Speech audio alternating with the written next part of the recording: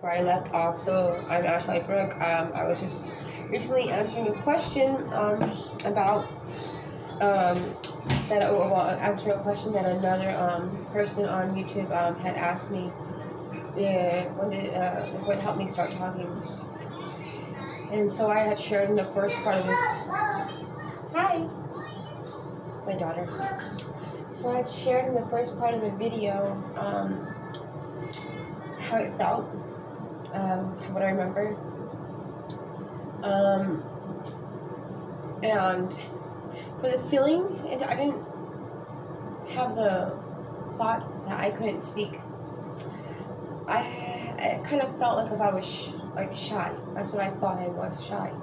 And I think it's because my mom didn't want anyone to know really that I was different, so she would tell people that I was shy. So I heard her say that a lot, that I was just shy. And I know that when I first started talking, and I'm sharing this because I'm experiencing something similar with my son Ozzy. He is nonverbal right now.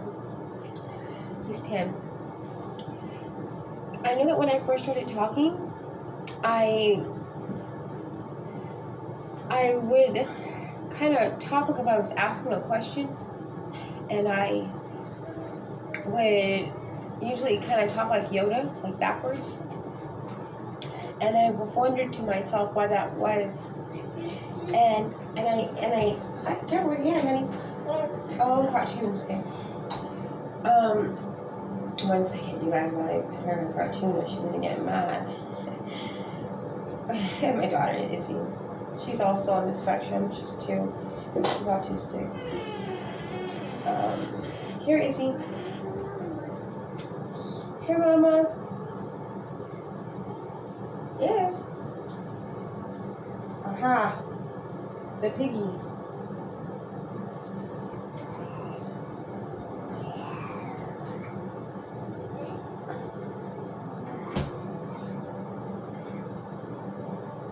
I'm sorry making you guys wait, but it's very important for a child with autism not to feel like their needs are not understood. You know, when they ask a question or try to express or communicate with you that they want something, you express it, you respond immediately.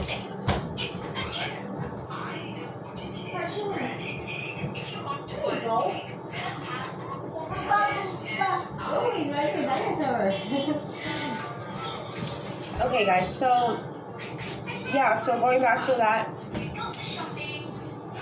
I feel that I talked that way in the beginning because when I first started learning to speak, I always said the very minimum words. It was always like, want juice, or, you know, it was always like only a couple of words. And I mimicked a lot of what I heard around me. That's how I learned how to communicate, is I watched and observed and I responded the way that they did. And because it was a lot of information to process when you have auditory processing delay disorder, I think I always got mostly the end part of, you know, in my memory of how they responded. So I would start backwards, I think. Later on, I learned to communicate more, I guess, appropriately. So yeah, and I know this is something linked to that because my son Ozzy, I got him to start talking and singing. Ozzy, when I prompted Ozzy to sing, I remember that as when I was a child, and I started with Ozzy with a fake microphone and say the song is like Twinkle Twinkle Little Star. I would sing Twinkle Twinkle Little Star, and then after I modeled it one time, then I would let the song play and I'd be like, that Twinkle Twinkle Little Star. I would always say star, and I started backwards from the sentence that I was asking him to mimic. And I just started singing star, star, and then later on I put little star, And then he didn't want to do that first. And then I said, little star. And I made him physically clap his hands. Little star. And then he, with prompting, he will do it. He'll say, little star. Obviously, whisper talk. That's another thing. Pay attention to your child real closely, because a lot of times when you whisper talk, you talk very low sometimes. I know I did when I was younger. I had to learn and practice for many years. I'm 38 now, so that's why I seem, I hope I seem to have a good handle on it. But yes, so these are some things my mom did, and I realized after she passed away that it possibly could have been things that had helped me. She asked me to do a lot of instructions. She was wheelchair bound. My mom was sick when I was little, and she lost a feeling in her legs. She would, out of empathy and compassion that she taught us, I learned to. I think by us doing something for somebody else is easier for us to try or shake off that stigma society of someone needs our help, because therefore, if it's presented that way, then it kind of gets attention off of us to where we can, do it for someone else. It kind of feels like, oh, that wasn't me. It wasn't for me. It was for that person. I think that kind of helped me a lot by me pushing myself outside my comfort zone. She asked me to do a lot of instructions, and she would sing to me everything. It was really annoying, actually. She would, if she asked me to do anything, she'd be like, can you go get me the she'd be like, hey, can you go get me the chopping board? And I'd be looking at her like, what the heck? And she'd be like, please. And she'd be really high, and she'd go up and down all the time. I'd be like, what is wrong with her? She's over there thinking, what's wrong with me? And I'm over there, what's wrong with her? Oh, it's like, whoa.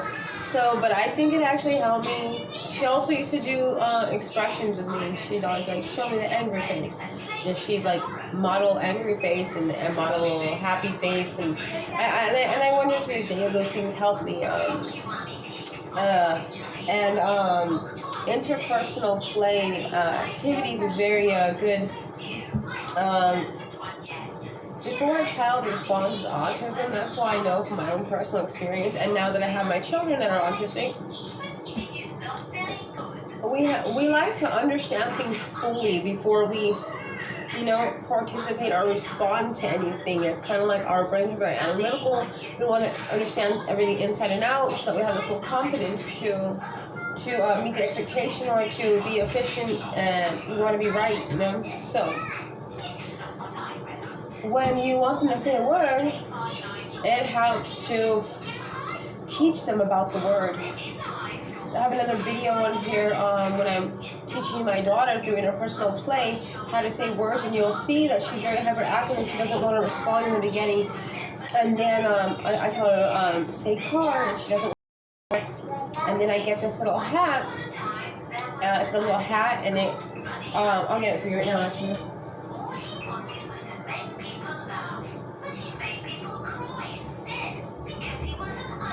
Then I get this little hat right here. It's like a card. And I told her, car. And then I told her, I'm a car. And then I go, vroom, vroom, vroom. And I'll drive around the room. And beep, beep, beep. Hop in, easy. Like that. And she's just looking at me like, whoa. Mom, you're weird. But it works. So then she's not paying attention. This is something that I want to make very like that. She's not paying attention. Okay, so she's actually paying attention. It's going to seem like she's paying attention, or that he's not paying attention if you have a boy. You still want to go through the play. A lot of parents make this mistake is they think, oh, they're not understanding, they're not responding. what's the point? And they'll just stop. Or there are a lot of parents or even friends of these children, they themselves feel not confident, I think, in getting the child to like them or respond, and they feel like inadequate in themselves, like, oh, I don't know how to do this, and nobody likes to not know how to do something. So autistic or not, people shut down when they feel that they're not effective in what they're trying to do. But that's a rookie mistake, everybody.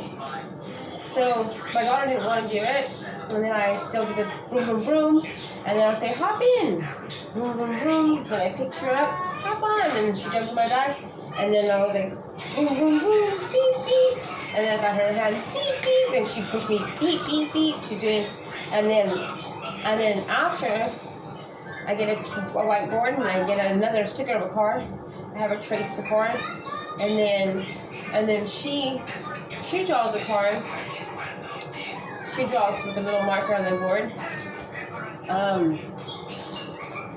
It doesn't really look like a car, but I still, oh, is that your car? Well, that's a cool car. It's an interesting car. It's really nice. What color is that? And I'll talk about the car, different aspects of the car. Ask her if those are the wheels of the car. And then after I had stopped filming, and then I turned the camera back on, all I did was put this little thing on her head, and then she looks at me and she's like, car, car, car, beep, beep, beep. She keeps saying it over and over without me prompting her at all, and then she's saying, come on, hop in. So, and that was like an hour later. So, like, you guys, everybody was the world is so like fast paced. Everybody wants everything to happen right that second. Just keep up with the playing and keep up with the interpersonal playing. Make it fun. And I can't stress this enough. Don't say in front of a child, don't say in front of a child if you don't have to. If you have to fight for resources, if you have to, unfortunately, this world, just to get any help, you gotta go and put your own children and yourself on blast. Unfortunately, that's what happened to me. Because I already had to do that. I, of course, the Bible for us. I make this channel to teach my children to be okay and confident, and not just accept, but see the great things about us, the differences and how great it is, It's okay to be different. It's okay. It's not just okay, it's just a beautiful thing, And everybody's different. Not just autistic people, but everybody's differences. They have their own gift, so we all have something to contribute into this world, And if a child is feeling overly stimulated when you're asking them to do things, you can teach them different things that help, like balancing while asking them to do things that they're not used to or comfortable doing. If they have a certain way of like regulating their mind and body, sometimes we're overly stimulated, and so we don't really follow through with what's being asked of us, and it also shuts down our processing, which shuts down our speech. I stand on since I was little, I call me flamingo. I stand with my foot on my inner thigh, and I push pressure, but at the same time I'm balancing. And it's helped me a lot. It sounds weird, but it's true.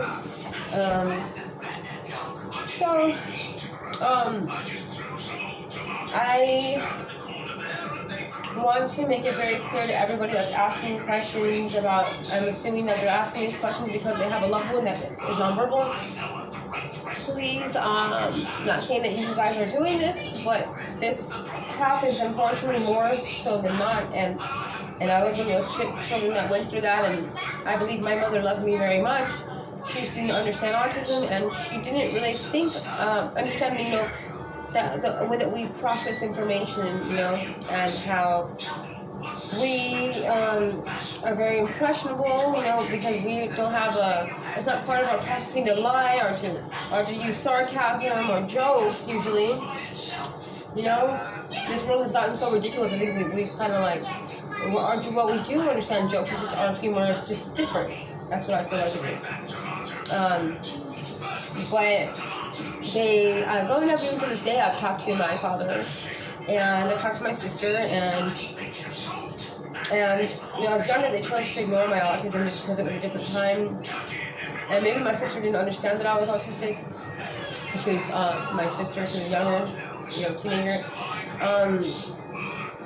Even to this day, and they're trying to be, communicate a little more over the phone.